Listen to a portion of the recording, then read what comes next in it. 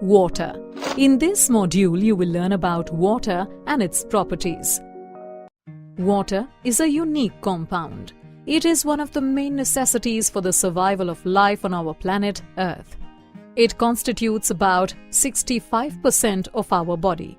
In fact, some of the plants have more than 95% of water. Another unique feature of water is that it exists in all three states, that are solid, liquid and gas. However, at standard temperature and pressure, water exists as liquid. One more feature that makes water unique is that it is a universal solvent. So, water is unique. But can you think of a reason why it is so? To understand that, let's first see the structure of water. A water molecule, as we can see, is made of 2 atoms of hydrogen and 1 atom of oxygen covalently attached to each other. The molecular formula of water is H2O. The shape of a water molecule, as we can see, is bent. The bond angle between two OH bonds is 104.5 degrees. This bond angle of water is the result of the repulsions between the electron pairs present around the central oxygen atom of a water molecule. These electron pairs include 2 lone pairs of electrons and 2 bond pairs of electrons. All these electron pairs repel one another. The central oxygen in the water molecule is sp3 hybridized. So ideally, water molecule should have the tetrahedral geometry. But it is not so because of the repulsions among different electron pairs of oxygen atom. So there exist 3 types of repulsions: lone pair, lone pair, lone pair, bond pair and bond pair repulsion. The lone pair repulsion is the strongest, followed by the lone pair bond pair repulsion and then the bond pair repulsion.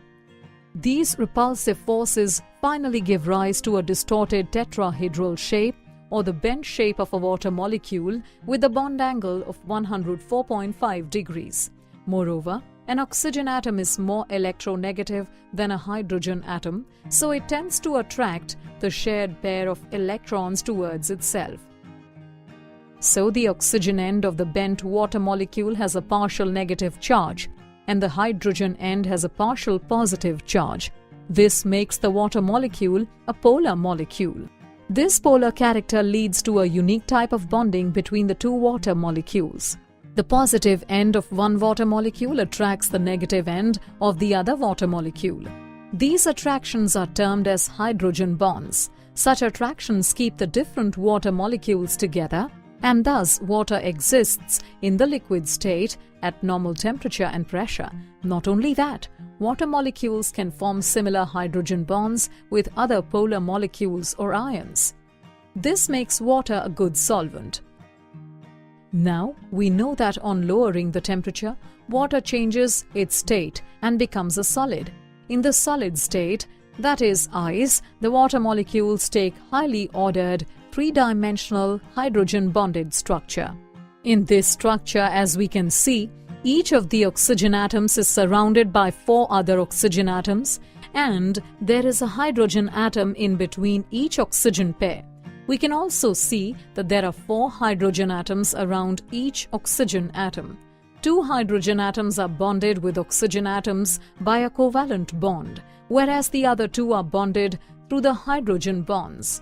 Such open structure of ice causes its density to be less than that of the liquid state.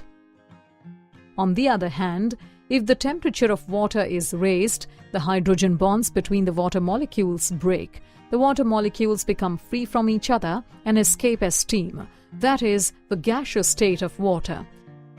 Now we know about the structure of water and how its structure is one of the main reasons for its uniqueness. Let us now learn about some of the chemical properties of water. First of all, let us find out whether water is acidic or basic. In the presence of a base like ammonia, water donates protons and forms ammonium ions. So here, water behaves as a Bronsted acid.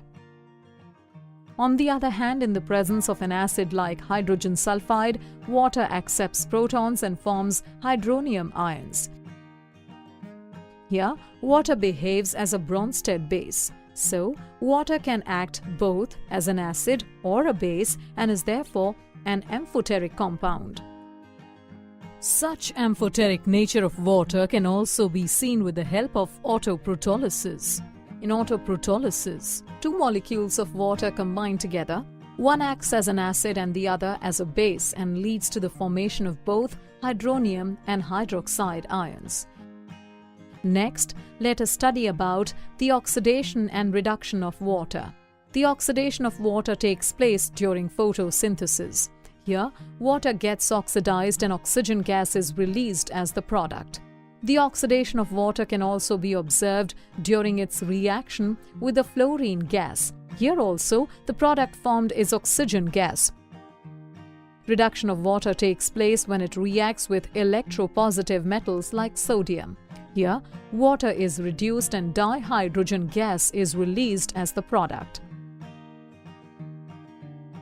Let's now check another important chemical property of water, that is, its tendency to hydrolyze other compounds. Water has a strong tendency to hydrolyze a number of ionic and covalent compounds. Another important chemical property of water is its ability to associate with different compounds without chemically interacting with them. Such an association can be of three types: coordinated water, interstitial water, and hydrogen-bonded water. What we have learned till now is about water, which is the oxide of the most abundant isotope of hydrogen, that is protium. If protium is replaced by another isotope of hydrogen, say deuterium, then the oxide is called heavy water. The molecular formula of heavy water is written as D2O. Heavy water is obtained by the exhaustive electrolysis of water. By exhaustive electrolysis, we mean a given sample of water is repeatedly electrolyzed. On doing so, all the normal water gets electrolyzed, forming hydrogen and oxygen, which get escaped. The water which is ultimately left behind is the heavy water. It is even obtained as a byproduct in some fertilizer industries. Heavy water is useful in a number of ways. It is used as a moderator in nuclear reactors. It is used for studying different reaction mechanisms. It is even used for the preparation of other deuterium compounds. Let's recap. The shape of a water molecule is bent with the bond angle equal to 104.5 degrees. A water molecule is polar with a partial positive hydrogen end and a partial negative oxygen end.